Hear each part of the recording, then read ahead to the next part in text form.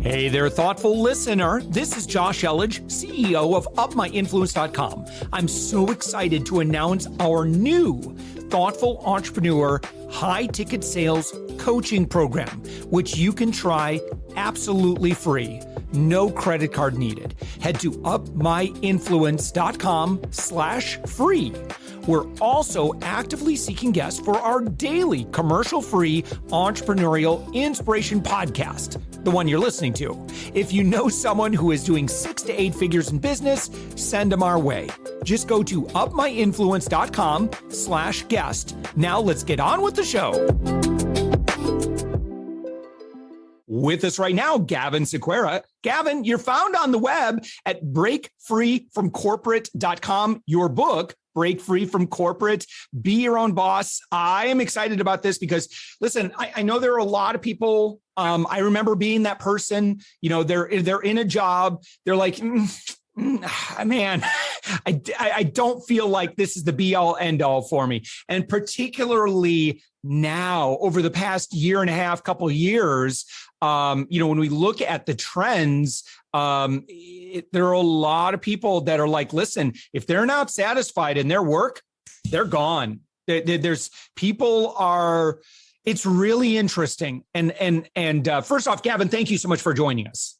Hey, listen, my pleasure. Thank you very much, Josh, for having me on your program. It's a pleasure to be here.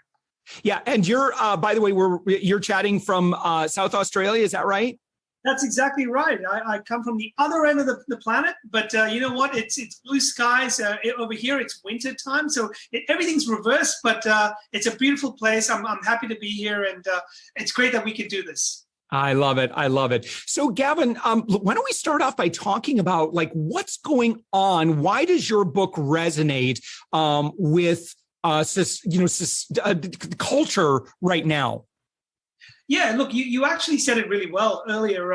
There's a lot of people right now, Josh, that are in their jobs right now that are unhappy. They're stuck. They're kind of, doing the daily grind, and they're kind of like in that rat race where they want to get out, but they can't. They feel trapped. They're stuck, and they're unhappy. And I guess at the end of the day, they don't know what else they could be doing, or even if they could figure out a way to do it, they don't know the right timing. They don't have the right support. It's a really tricky situation. And given the climate we're in right now, people are very risk averse. And so, yeah, this is a time when a lot of people are asking that question, like, what else could I be doing?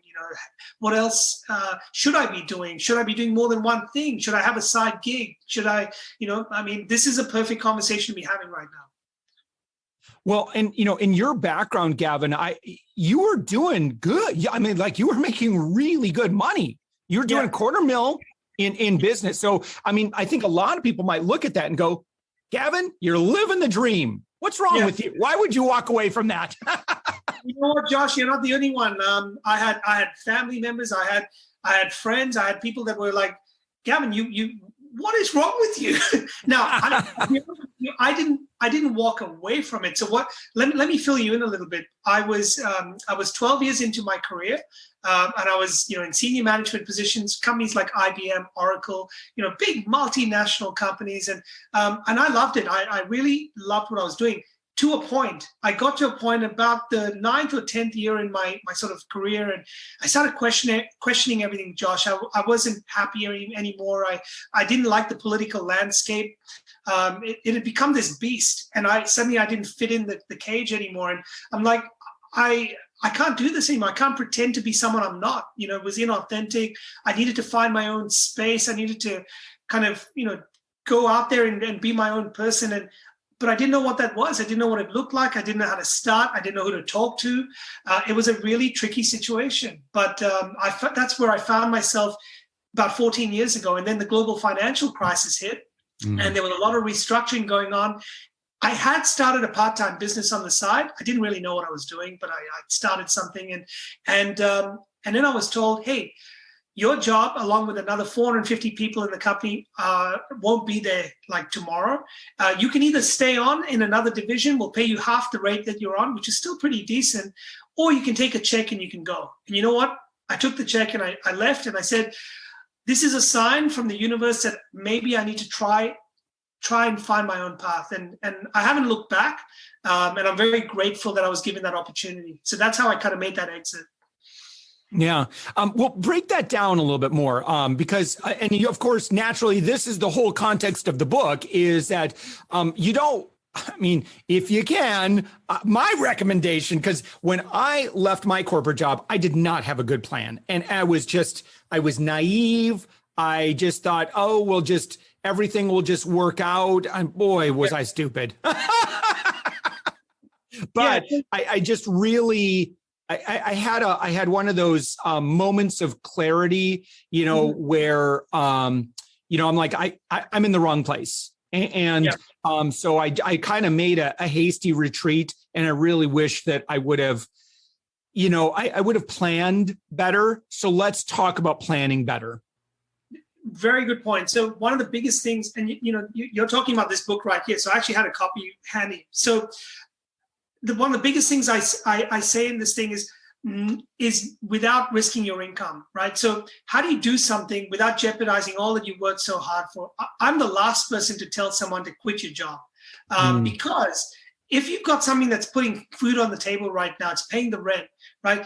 Stay with it, but use your skills, use your talent, use your gifts to maybe try something on the side. We all have time that we can find. If we can find that an extra 5 hours a week, an hour a day, 5 hours a week, or something like that, you can try something on the side. Give it some energy, give it some love, give it some direction. And if this thing can take off, you might develop a second income. Now, from there, you can start to scale and grow this thing. And maybe over time, you can transition across to it. And that can enable you to quit that corporate job once and for all. But you do it in a manner that makes sense for you. So like you said earlier, you don't just quit that job and put yourself in a worse position. That's the last thing you want to do. Yeah. What about the sensitivity that folks may have where they're like, listen, if people at my work find out that I'm doing this thing on the side, it could be a mess. Yeah. So, if we were talking, look, today is very different to what it used to be, say, 5 or 10 years ago. When I go back to the days when I had to start, when I started my very first business on the side, you really had to keep it down. You couldn't talk to colleagues about it. You couldn't talk to any, it was like no one could know about this, right? It was the world's best kept secret. Today, I think, given the fact that a lot of people work from home part-time, there's a lot of leeway, there's a lot of flexibility. It's not that uncommon to have a second or third income. I know my mom, when she brought me and my sisters up, had 3 jobs.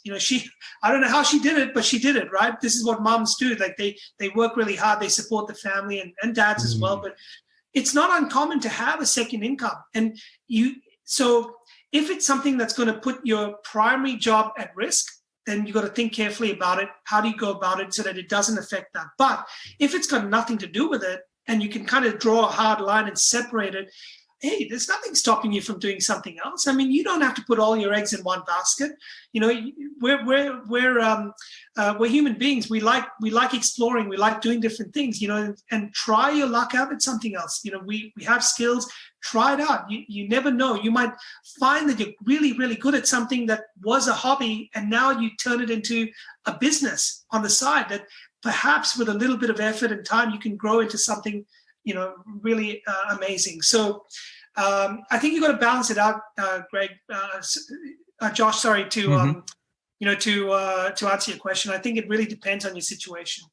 What happens, let's say worst case scenario, and let's say your supervisor, your boss, invites you in and says, listen, I'm kind of concerned that you're doing this stuff. And I'm afraid that it's impacting your, I'm afraid that it's impacting your work here.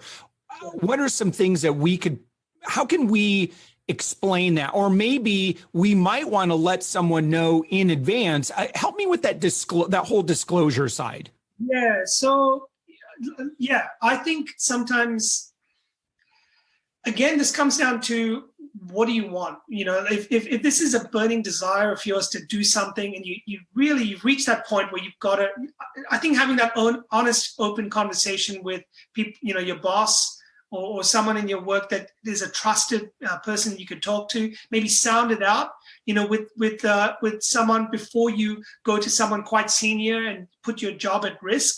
But I really think if you can be upfront about things, and maybe you say to them, look, I kind of have a bit of spare time on the weekends, and I have this idea to kind of do this with, something I've been thinking about. What do you think? Do you think, would it be okay? And if they said, look, as long as it doesn't jeopardize your work and you still turn up and you still get everything done and you're meeting, quota and you're meeting your expectations, no problem at all. The minute it starts to affect your productivity, then we need to talk.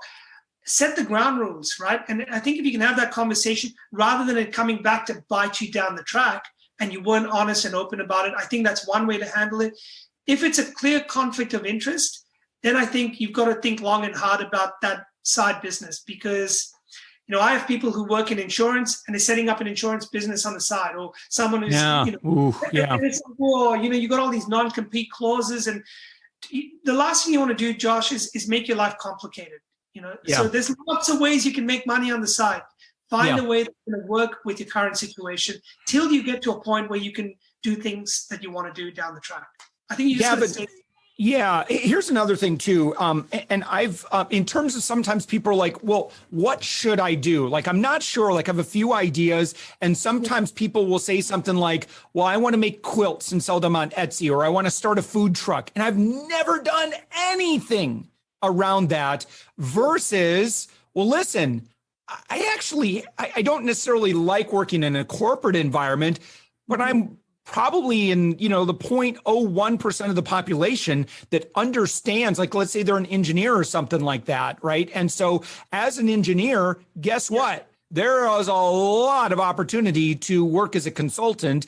And even if you don't want to work as a consultant, maybe there's ways that here's what I generally advise. I'm like, if you can, and if you might be able to develop this in a way that you would love it, please leverage all of this amazing authority. If you start over from square one and you're competing in an area that the barrier to entry is zero, I'm just going to tell you from my experience, that can be really tough. That is a really tough space to play in, as opposed to something that you can kind of waltz in. And you're like, yeah, I already have all these relationships. I already have all this experience. I already know all these people. I know this industry inside and out.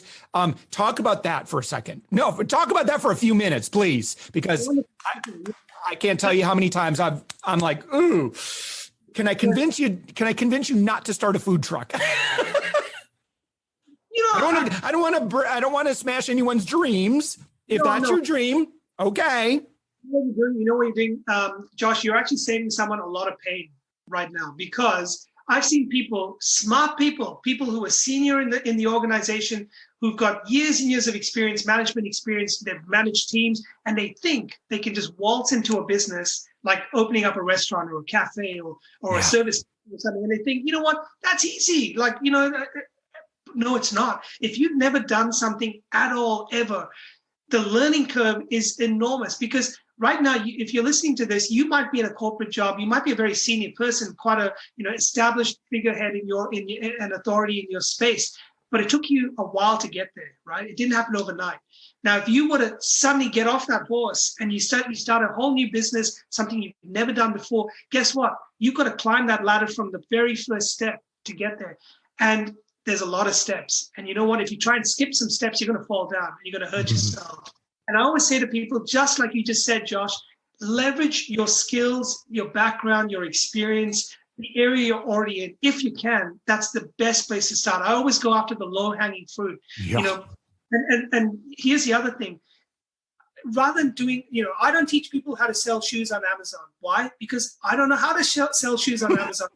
It's not my thing, right? One, I don't particularly like to sell shoes, and I don't use Amazon all that much to sell stuff. So, but if it was your thing, fantastic. But what I do like is I love creating things. I love putting a project together and seeing it come to fruition. I teach people how to do that for themselves because I enjoy doing it. Now, if you're really good at, let's say, sales or marketing, or you're really good at a particular service, and in the industry that you're in, you notice some gaps, you notice some things that are missing. You notice where, your company does a lot of things right, but there's something missing, and you have the skills to go and close that gap, or you know where the pain points are in the industry for some of your clients, for some of your customers, and no one's really addressing it. If you can create a service or create a product or something that addresses that, you have a unique opportunity to do something, and you're already an established, credible figure in that industry. I always say it's easier to go down a path like that, where you're solving a problem that you already get, you already understand, you are the expert really in that industry. And it's so much easier to go there because you're going from here to here rather than going from here to here. Does that make sense? Yeah, for sure. Okay, Gavin, so tell us about how you actually work with people. And so someone's listening to us right now, they're working corporate, like, cool, Gavin, show me the way. Yeah, look, we have a conversation like this to start off with, because I really need to understand. Let's say I was talking to you, Josh, for the very first time, and I said, tell me, Josh, where is it you see, like, where would you like to be? Because you're successful at what you're doing, but you're not enjoying it, are you? Or what's going on? Tell me about it. So you would tell me all the things that are not working for you, what you would like to achieve, where you want to get to. Then we need to plan a roadmap to get there, right? So this is not about me saying, I think you should open up a cafe, Josh. What do you think? That's not how it works. We need to establish where you want to get to and what are all the different ways you can get there. And then look at the skills that you have. So we do a deep dive. We actually run a strategy call on this, and we look at what skills you have, what experience you have, what have you done in the past, what learnings, we look at all of that. There's some exercises that we work on to establish, what would be the easiest thing that you could get off the ground, like in the next 3 to 6 months, if you were to put some time towards it, and number one, can you put some time towards it? Can you put the effort and the dedication towards it and all of that? So, we have a strategy and we have a process on how to take people through it. And that there's an ebook that I actually put together that has all of these mapped out. If anyone is interested, I'm happy to give it to your guests for free. They can download it at the end of it. And it's called the 8 Bulletproof Ways to Escape Your 9-to-5 Without Risking Your Income. And the key words in that is without risking your income, because nobody wants to put you in a worse position than you are now. If you're not happy, that's fine. You might have to kind of stick it out for a little while, but let's help you plan something on the side that can help you transition out, over the next few months, maybe the next 18 months, 2 years. And so we work out a plan, Josh, and then hopefully that plan makes sense. Then we can talk about how we implement that plan. All right. So now you also have so the book, Break Free from Corporate. That's a great way, get that book and start kind of mapping this out in your head too. And that's available on Amazon. And you have bonuses that you can grab along with it too. So it's breakfreefromcorporate.com/book. You've got a link directly to amazon.com.au came up for me.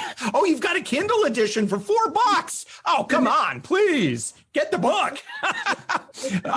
Gavin, I'm excited. Oh, there it is right there. So I'm excited about this because, again, I hear a lot of gurus that talk about how easy it's going to be to make a full-time income and make hundreds of thousands of dollars.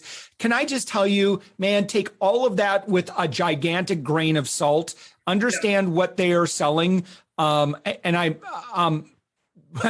Work on strategy, spend more time working on strategy, and just know that there is absolutely a market for gurus to sell get-rich-quick schemes. And there always has been. Be very careful of that. And I like, Gavin, like what we were talking about is, look, you probably don't need to recreate a whole lot. I know many people that have left corporate, gone straight into consulting, and they're doing just fine. They leverage their networks to say, hey, listen, I was working with XYZ corporation, where they can, under, non-compete and so forth. And, but, of course, as they share about that on LinkedIn and other places, talking about the work they're doing, telling stories about their journey, about the impact that they're creating.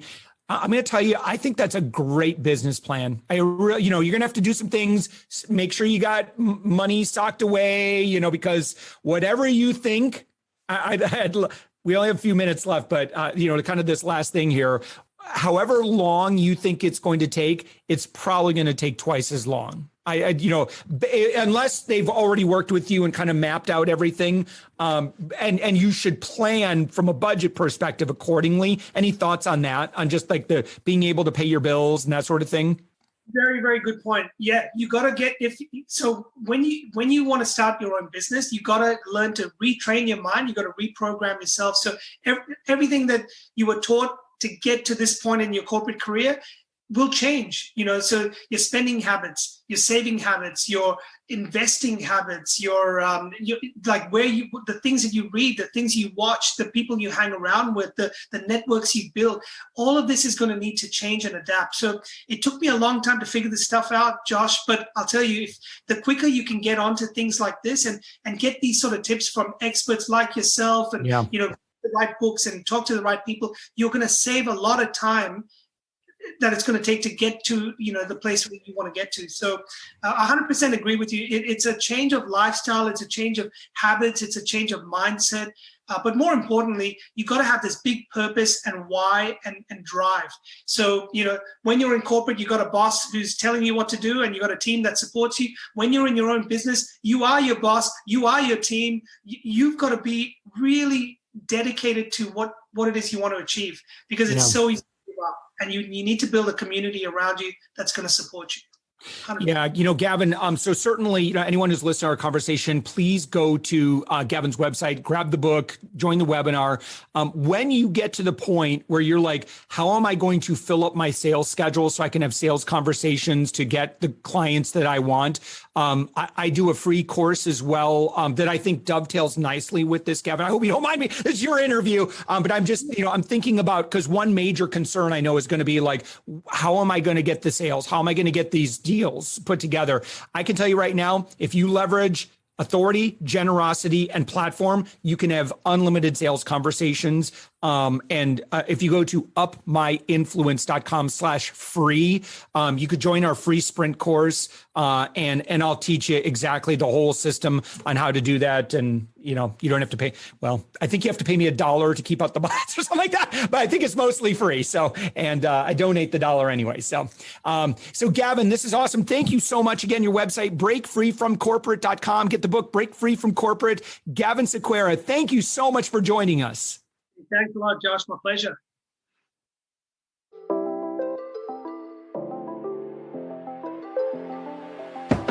Thanks for listening to the Thoughtful Entrepreneur Show. If you are a thoughtful business owner or professional who would like to be on this daily program, we have an audience of over 120,000 that we would love to promote your story to.